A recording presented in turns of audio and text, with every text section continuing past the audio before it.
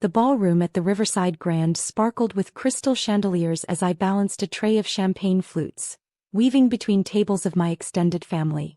The annual Hassan family reunion had grown over the years, now requiring the city's most prestigious venue to accommodate our 100-plus relatives.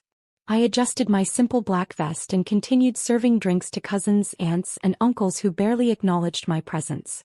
"Omar, bring more of those shrimp appetizers to table 6, my sister Layla called out, snapping her fingers like she was summoning hired help.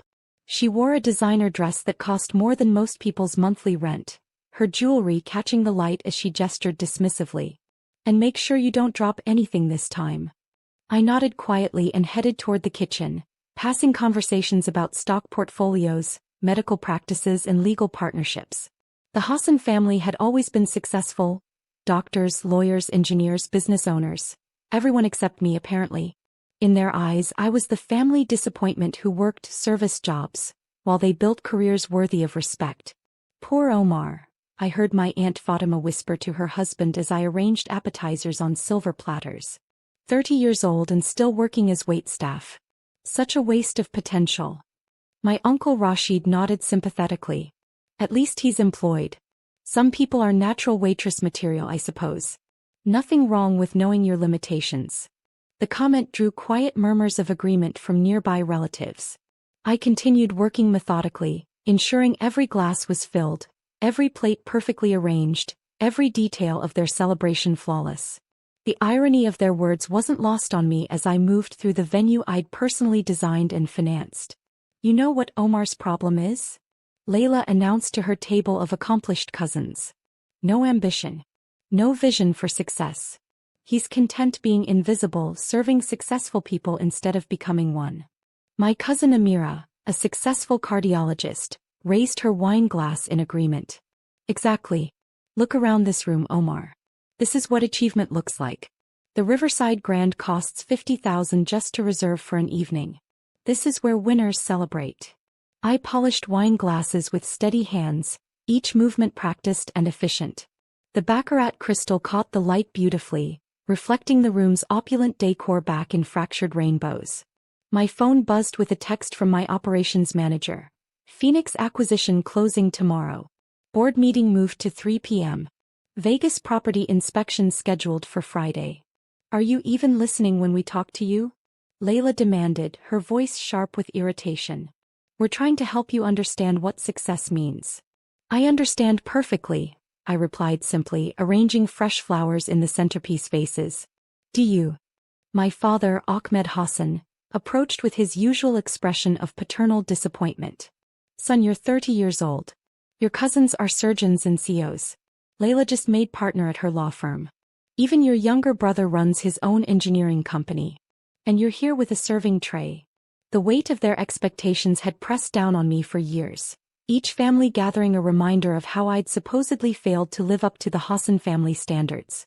They measured success in titles and salaries, in prestige and public recognition, never imagining that someone could achieve both wealth and purpose through different paths. "Maybe this is his ceiling," suggested my cousin Khalil, a successful investment banker. "Some people reach their maximum potential early. Nothing wrong with accepting your place in life." My phone buzzed again. This time it was my CFO. "Quarterly revenue reports ready. Hotel chain up 280% year-over-year.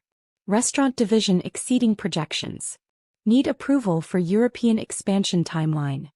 I glanced at it briefly and returned to my work. The conversations around me blended into familiar background noise. Discussions of vacation homes, private schools, luxury cars. My family's voices rose above the din, dissecting my life choices with increasing confidence as the evening progressed and the alcohol flowed more freely. "The problem with Omar," my uncle Samir declared from his seat at the head table, "is that he lacks the intelligence for real business. Service work is fine for people who can't handle complex thinking."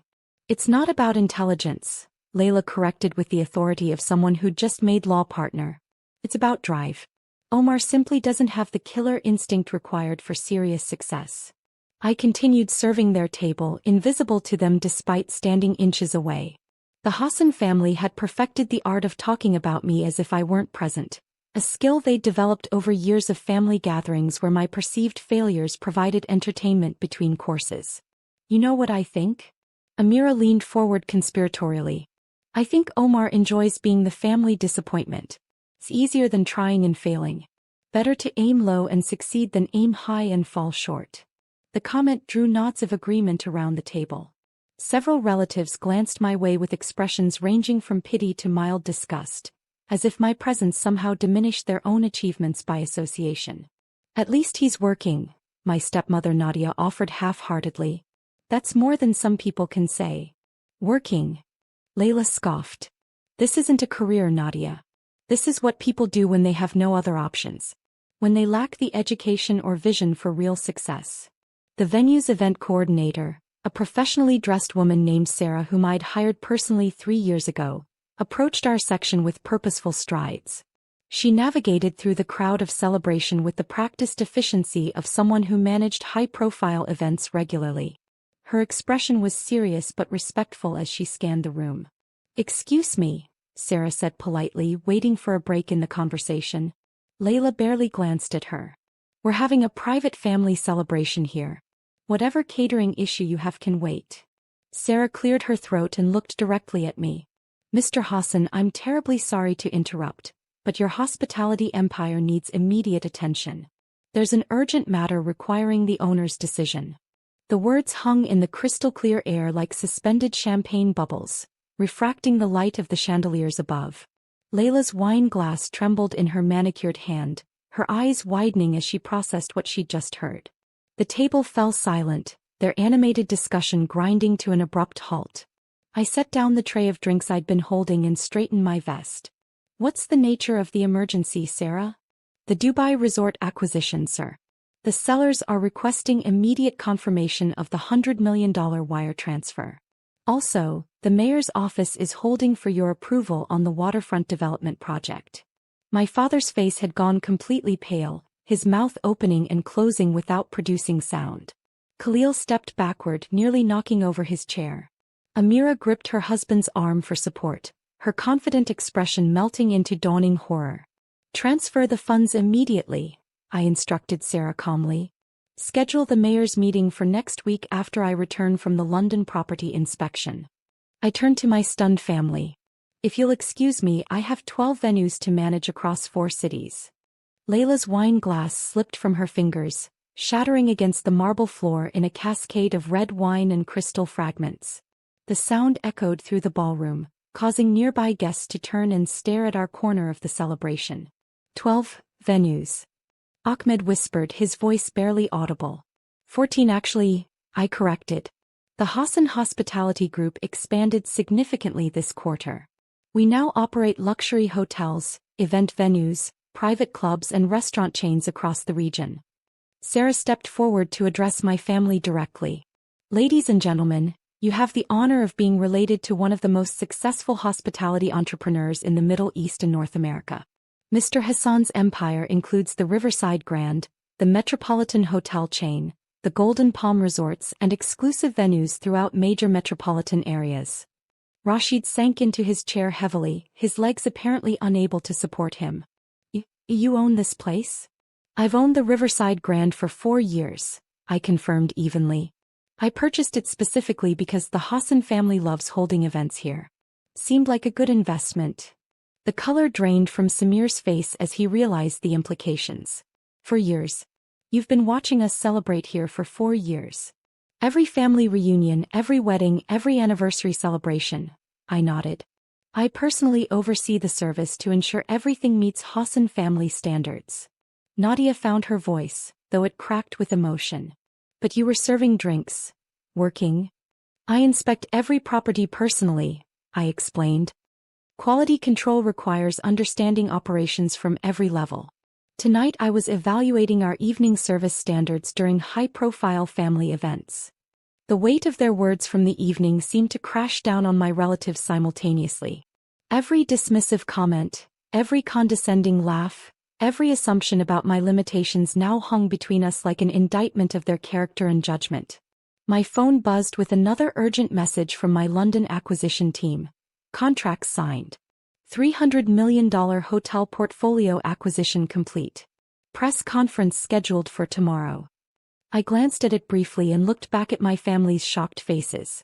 Sarah, I addressed my event coordinator, please ensure our guests have everything they need for the remainder of the evening. And arrange for the Hassan family to receive our platinum service package for all future events. The generosity of the gesture wasn't lost on anyone present. After an evening of mockery and dismissal, I was offering them the highest level of service available at venues they now knew I owned and operated. Layla tried to speak but only managed a strangled whisper. How long have you been building the business? About 8 years, I replied calmly. Started with a small restaurant downtown, reinvested every profit, acquired distressed properties, renovated them to luxury standards. The usual path to success in hospitality. Khalil's investment banking experience finally kicked in. The capital requirements for this scale of operation. Substantial, I confirmed. Current portfolio value is approximately $700 million, with projected growth to exceed $1 billion within 18 months. The number hit my family like a physical blow. Ahmed's hand trembled as he reached for his water glass. $700 million. The scale of my success dwarfed everything they'd achieved in their respective careers combined. As I walked toward the kitchen to check on the evening's service, I heard Fatima whisper urgently to her husband, "How did we not know? How did we not see?" The answer, of course, was that they'd been too busy talking to listen, too confident in their assumptions to question them, too focused on their own definitions of success to recognize achievement that didn't fit their narrow parameters. The Hassan family reunion continued around us, but the celebration had fundamentally changed. The same crystal chandeliers cast the same elegant light, the same orchestra played the same beautiful music, and the same champagne sparkled just as brilliantly as before. The only thing that had changed was their understanding of who controlled it all.